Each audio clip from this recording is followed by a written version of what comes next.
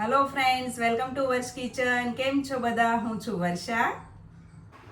આજની જે આ ડુંગળીના શાકની રીત છે ને, તેમાં ડુંગળીના એક એક પળમાં અંદર સુધી મસાલાનો સ્વાદ એટલો સરસ રીતે બેસી જાય છે ને કે ડુંગળી એકદમ ખાવામાં ટેસ્ટી લાગે છે અને ફટાફટ બની જાય છે સરળતાથી.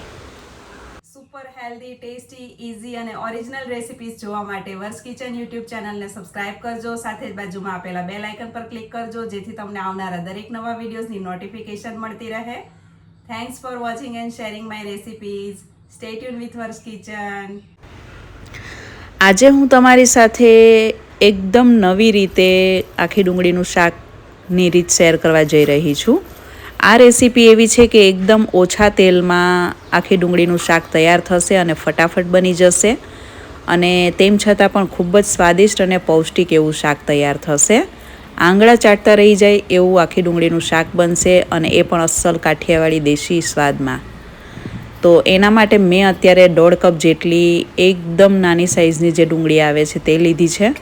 તેની આ રીતે એકદમ પતલી પતલી છાલ ઉતારી લેવાની. એકદમ નાની ડુંગળી છે એટલે છાલ એકદમ સરળતાથી આ રીતે પતલી પતલી નીકળી જાય છે. 3 વ્યક્તિને સર્વ થાય તેટલું શાક તૈયાર થશે. વજનમાં 300 ગ્રામ જેટલી ડુંગળી થતી હશે. મેં વજન નથી કર્યું. કપથી માપીએ તો 1.5 કપ જેટલી ડુંગળી થાય છે. બધી ડુંગળીની છાલ સરસ રીતે નીકળી ગઈ છે. તો હવે તેને આપણે એક વખત ધોઈ લેશું, જેથી ફોતરાનો ભાગ જો રહી ગયો હોય તો તે પાણીમાં નીકળી જાય. 7 થી 8 કળી મોટી લસણની કળી લીધી છે. જો એકદમ નાની લસણની કળી હોય તો 20 નંગ જેટલી લસણની કળી લેવી, અને તેને પણ આ રીતે એકદમ ઝીણું ઝીણું લસણને સમારી લેવાનું છે. અધકચરું વાટીને પણ લઈ શકાય છે. લસણ વધારે નાખશો એટલું શાક વધારે સ્વાદિષ્ટ બનશે. તો આખી ડુંગળીના શાકમાં ખાસ લસણ વધારે નાખવાનું. 1 ટામેટું આ રીતે મીડિયમ ટુકડામાં સમારીને ડુંગળીની સાથે જ મિક્સ કરી દેવાનું છે.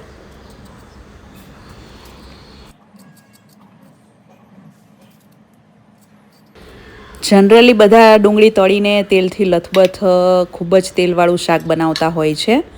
આજે આપણે કુકરમાં એકદમ ઓછા તેલમાં આ શાક બનાવીશું. 3 ટેબલસ્પૂન જેટલું તેલ ગરમ કરવા મૂકવાનું છે કુકરમાં.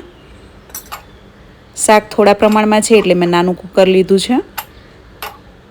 તેલ એકદમ સરસ ગરમ થઈ જાય એટલે ગેસની ફ્લેમ સાવ ધીમી કરી દેવાની, જેથી વઘાર બળી ન જાય. ખાસ ધ્યાન રાખવાનું છે. ગેસની ફ્લેમ ધીમી કર્યા બાદ જ વઘાર કરવાનો છે. હાફ ટીસ્પૂન જેટલું રાઈ જીરું વઘારમાં નાખવાનું છે. રાઈ એકદમ સરસ ફૂટી જાય ત્યારબાદ જીરું નાખવું, અને સૂકી મેથી દાણાનો પાવડર નાખવાનો છે વઘારમાં. આ સૂકી મેથી દાણાનો પાવડર છે. 2 ચપટી જેટલો નાખવો. 2 ચપટી જેટલી હિંગ નાખવી. હાફ ટીસ્પૂન જેટલી હળદર નાખવી. 2 સૂકા લાલ મરચાં વઘારમાં નાખવા. અને હવે ડુંગળી, લસણ અને ટામેટું છે તે નાખી દેવું, અને એકદમ સરસ રીતે તેને સાંતળવાનું છે. મેથીના પાવડરના વઘારને કારણે સ્વાદ અને સુગંધ વધી જાય છે અને પચવામાં હળવું બને છે. આ શાક ઓછા તેલમાં બનાવશો તેમ છતાં પણ શાક બની ગયા પછી તેલ એકદમ સરસ છૂટું પડી જશે. ડુંગળીને ધીમા ગેસે સંતળાવા દેવાની છે. સ્વાદ પ્રમાણે મીઠું એટલે કે નમક નાખીને, અને નમક થોડું ચડિયાતું હું નાખી રહી છું પહેલેથી જ, પાણીનું અને મસાલાના ભાગનું, જેથી ડુંગળીમાં ખારાશ એકદમ સરસ રીતે ચડી જાય. અને જેટલી નાની સાઇઝની ડુંગળી હશે વધારે, એટલું શાક વધારે સરસ થશે. જો તમને આનાથી થોડી મોટી સાઇઝની ડુંગળી મળે તો પણ ચાલશે. તો તે શાકને કૂક થવામાં 5 મિનિટનો સમય વધારે લાગે છે. ન મળે તો તમે થોડી મોટી સાઇઝની ડુંગળી પણ લઈ શકો છો. એવું જરૂરી નથી કે એકદમ નાની ડુંગળી હોય તો જ શાક સરસ થાય. 1 ટુકડો આદું ખમણીને નાખવાનો છે, અને ધીમા ગેસે આ રીતે 2 થી 3 મિનિટ સાંતળવાનું છે. ચમચા વડે ચલાવતા જવાનું, ટમેટું સાવ ગળી જાય ત્યાં સુધી. ગેસની ફ્લેમ મેં સાવ ધીમી જ રાખી છે. હવે તેને ઢાંકીને આપણે 5 મિનિટ થવા દેશું. તે દરમિયાન આપણે આખી ડુંગળીના શાકનો જે સ્પેશિયલ મસાલો હોય છે તે તૈયાર કરીશું. વચ્ચે એક વખત ખોલીને ચેક કરી લેવાનું, ચમચા વડે ચલાવી લેવાનું. 5 મિનિટ આ રીતે ધીમા ગેસની ફ્લેમ પર ઢાંકીને જ ડુંગળીને કૂક થવા દેવાની છે. 50% જેટલી ડુંગળી એકદમ સરસ રીતે કૂક થઈ જશે, એટલે કે ચડી જશે. હવે આપણે તેનો મસાલો તૈયાર કરીએ. તો તેના માટે 1/4 કપ જેટલી કાચી શિંગદાણા લીધા છે. 5 થી 6 કાજુના ટુકડા લેવા. અડધો કપ જેટલી જાડી સેવ લેવી. સેવ ન હોય તો ગાંઠિયા, પાપડી, મિક્સ ચવાણું કાંઈ પણ ચાલે. સાથે જ 5 થી 6 એકદમ કૂણા લીમડાના પાન નાખવા. 1 ટીસ્પૂન જેટલા આખા ધાણા, 1/2 ટીસ્પૂન જેટલી વરિયાળી લેવી. આનાથી શાકનો સ્વાદ અને સુગંધ બહુ જ સરસ આવશે. 1 ટેબલસ્પૂન જેટલા શેકેલા તલ લેવા.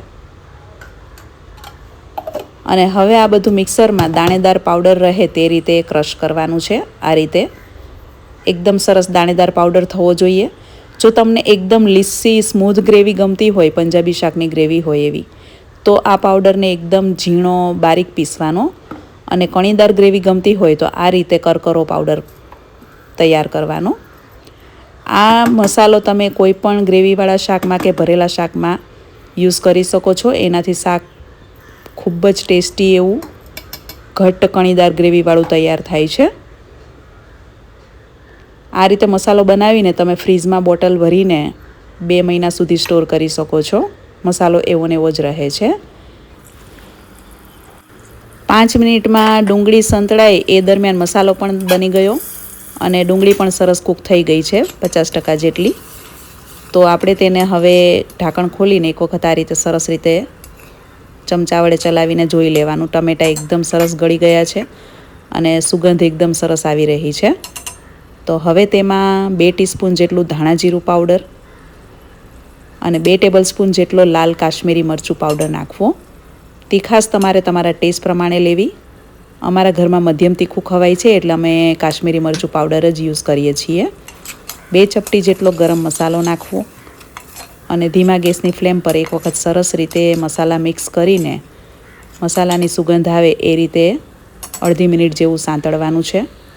હવે તેમાં આપણે આ જે મસાલો તૈયાર કર્યો શિંગદાણા તલનો એ નાખી દઈશું.